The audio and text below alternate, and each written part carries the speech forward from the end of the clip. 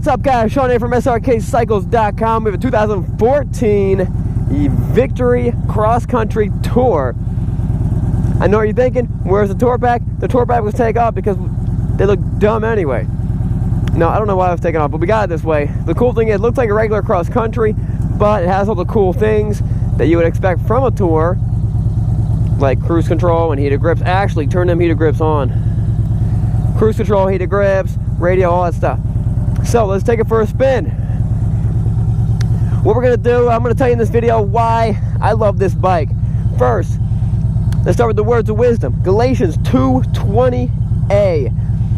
I have been crucified with Christ, and it's no longer I that live, but Christ that lives in me. Think about that one, guys.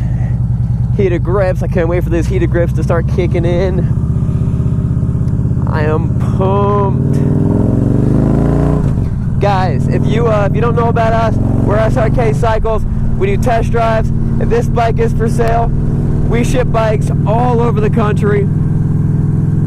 It's really cheap to, that's my truck. It's really cheap to ship a bike.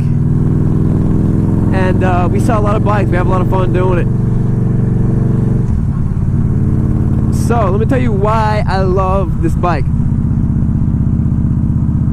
First of all, Victory's always made a good bike. Well, you know what? Let's forget about the V92. But let's say in the past decade, Victory has made a great bike, a very good quality bike, and I just love what they do with the lines.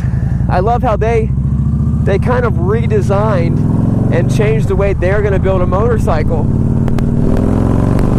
using a little less what everyone else did and a little more of the way they think it should be.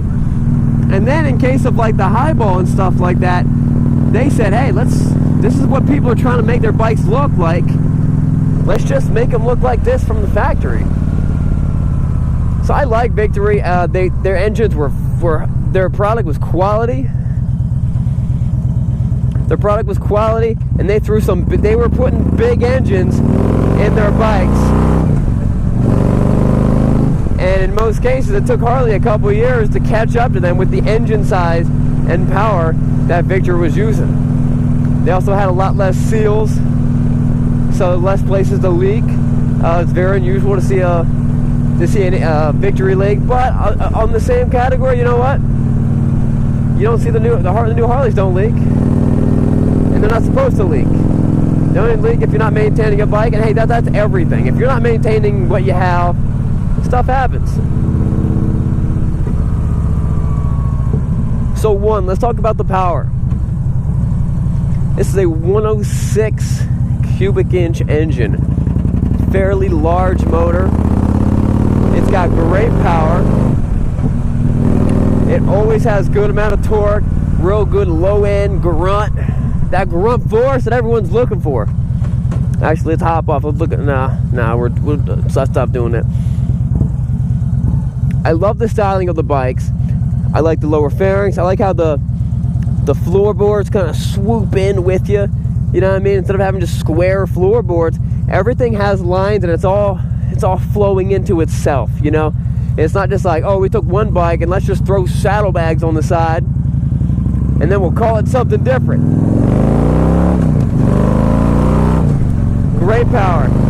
Another really cool thing that they kind of stole this from BMW may have been the originators of this, but then the sport bike guys are all doing it, is a gear indicator. You see right there, it tells you what gear. We're in fourth gear.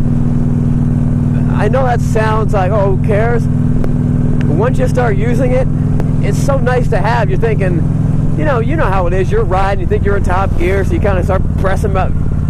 You start pressing up, trying to find that extra gear and stuff. You look, okay, I'm in sixth gear, I'm there. That's it, I'm there.